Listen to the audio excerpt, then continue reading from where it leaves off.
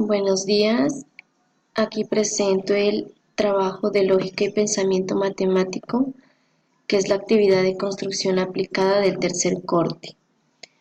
Mi nombre es María Alejandra Martínez Chahuizá, presentada al docente Carlos Muñoz.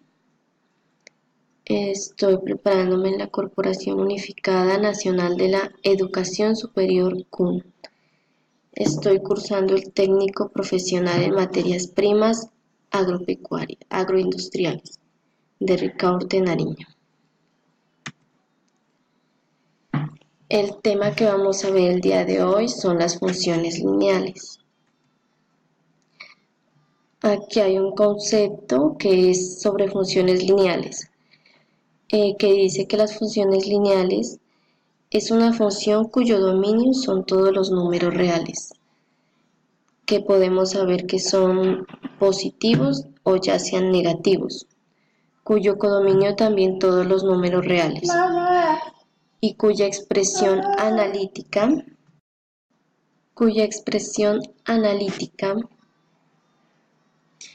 es un polinomio de primer grado.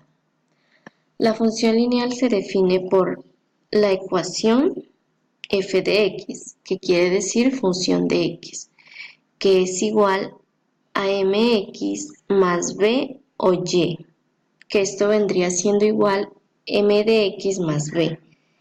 Esto se denomina o es llamada una ecuación canónica. Es donde m es la pendiente de la recta y b es el intercepto con el eje y. Por ejemplo, aquí vamos a ver un ejemplo donde vemos la función de x que es igual a 3x más 2,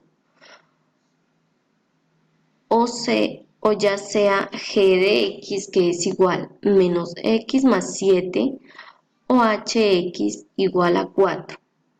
En esta m es igual a 0, por lo que 0x no se pone en la ecuación. Aquí miramos la gráfica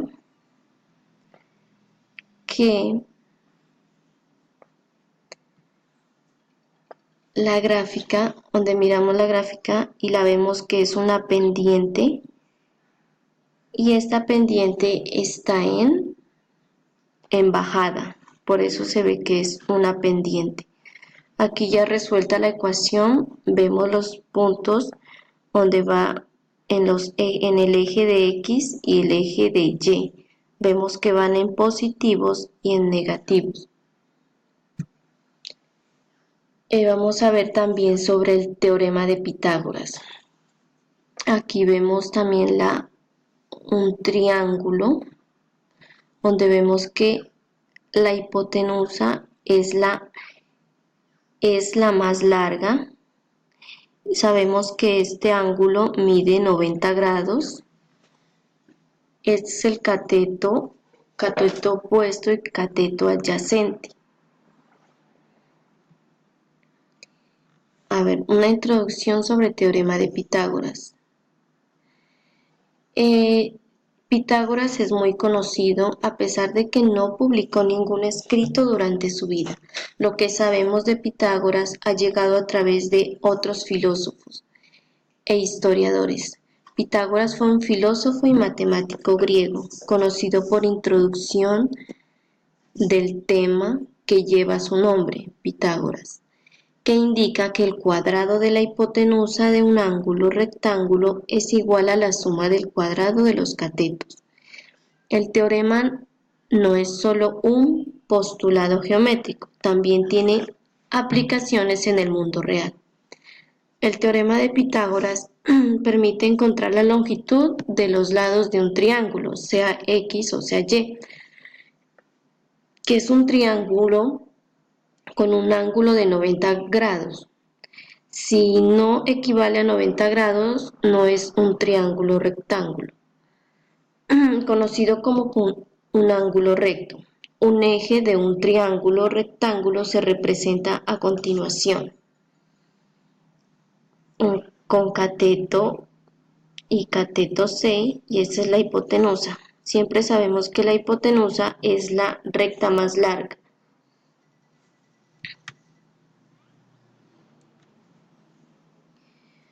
Un triángulo rectángulo se compone por tres partes. Dos piernas que están marcados con el diagrama con cateto B y cateto C y una hipotenusa que es el lado opuesto al ángulo recto. La hipotenusa siempre es el más largo de los tres lados, o sea, este lado que es el lado 5, basado en el ejemplo. La hipotenusa siempre es el más largo de los tres lados. Típicamente se denota el ángulo recto con un pequeño cuadrado, como se muestra arriba. Pero esto no es necesario. El teorema de Pitágoras dice que es la longitud de la hipotenusa al cuadrado. Es igual a la suma de los cuadrados de los dos catetos. Esto se escribe matemáticamente como A a la 2 más B a la 2, que es igual a C a la 2. Para confirmar esta afirmación vamos a hacer un ejemplo. Consideremos el triángulo rectángulo de abajo. Se cumple el teorema de Pitágoras para este triángulo. Miramos que la hipotenusa equivale a 5, el cateto opuesto es igual a 4 y el cateto adyacente equivale a 3. Entonces vamos a ver la respuesta de la imagen anterior. Este triángulo rectángulo tiene lados con longitudes de 3, 4 y 5. El lado de la longitud 5 es el lado más largo, o sea que es la hipotenusa, como ya lo habíamos dicho, ya que es opuesto al ángulo rectángulo. Digamos que el lado de la longitud 4 es el cateto C y el lado de la longitud 3 es el cateto B. Recordemos que el teorema de Pitágoras se la hace de la siguiente manera, la siguiente ecuación, que A es elevada a la 2 más B elevada a la 2, que igual a C a la 2. Sustituyendo los valores en la fórmula tendremos que la hipotenusa elevada a la 2 es igual a la 2 más B a la 2. Entonces, miramos que la hipotenusa, el número era 5, entonces ponemos el mismo 5, lo elevamos a la 2 y esto nos da igual a el cateto opuesto equivalía a 4 más el cateto adyacente que era 3, lo elevamos también de la misma manera a la 2. Entonces, este 2 que está elevado lo multiplicamos por 2. Entonces, 5 por 5, 25. Eso nos da igual, bajamos el 25, 4 por 4, 16, más 3 por 3, 9.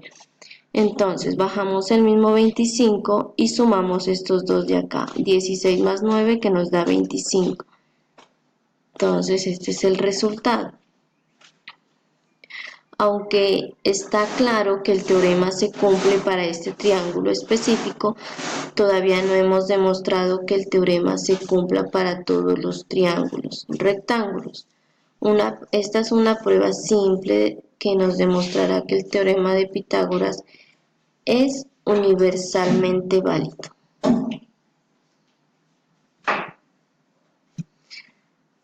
El teorema de Pitágoras. A ver, trigonometría. Es una palabra que es derivada del griego. Tri, que es 3, gono, ángulo, metría, medida, es decir, medida de 3 ángulos. Puede resultar la definición de trigonometría que da el diccionario. En este curso se tratará únicamente de la trigonometría plana con un objeto de estudiar los ángulos y su medida. Consideramos que un ángulo es un recorrido en la circunferencia con el centro, el origen y el radio. Unidad o circunferencia, goniometría, El punto de partida de estos recorridos se situará en el punto de coordenadas 1 y 0, y la medida de un ángulo será la medida de este recorrido. Los ángulos pueden tener sentido positivo o ya sea sentido negativo, según sea el de su recorrido. Si es contrario al de la aguja del reloj será positivo y si es igual, negativo. A ver, aquí miramos unas razones trigonométricas que dice que en los ángulos semejantes los ángulos son iguales. Son iguales y los lados homólogos son proporcionales. La razón entre los lados de ángulos determina su forma. Dado un triángulo rectángulo, las razones trigonométricas del ángulo agudo A se definen. El seno es el cociente entre el cateto opuesto y la hipotenusa. El coseno es el cociente entre el cateto adyacente y la hipotenusa. La tangente es la cociente entre el cateto opuesto y el cateto adyacente. Estas razones no dependen del tamaño del ángulo, sino que del ángulo. Aquí miramos la hipotenusa, cateto contiguo y cateto opuesto. En esto tenemos que tener mucho cuidado porque de esto depende, son las fórmulas que vamos a utilizar. A ver, aquí tenemos un ejemplo que vamos a hallar el valor de X, o sea, el cateto opuesto que estamos viéndolo aquí. Sabemos que este es un ángulo que mide 90 grados y este de acá, que es el 30, que equivale a 32 grados. Tenemos el valor de la hipotenusa que equivale a 10 metros y el cateto adyacente. Entonces, la hipotenusa 10 metros, el ángulo de 32 grados y el cateto opuesto, que es el que vamos a encontrar. Aquí vamos a aplicar las fórmulas que veíamos anteriormente, que son estas. Entonces, ponemos el seno, entonces, el seno de 32 grados es igual a X, que es el número que vamos a encontrar, sobre 10 metros, que es este de aquí, de la hipotenusa. En este 10 que lo vemos aquí dividiendo pasa al otro lado a multiplicar. Entonces esto nos da 10 metros por el seno de 32 grados, que es igual a X, el número que vamos a encontrar.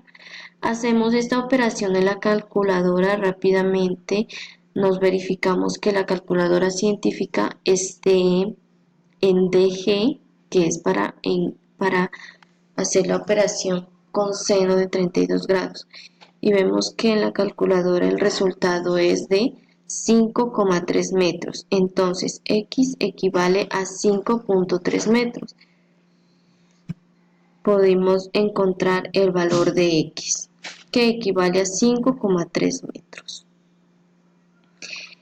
Esa fue toda mi introducción acerca de funciones lineales, razones trigonométricas y teorema de Pitágoras. Muchas gracias.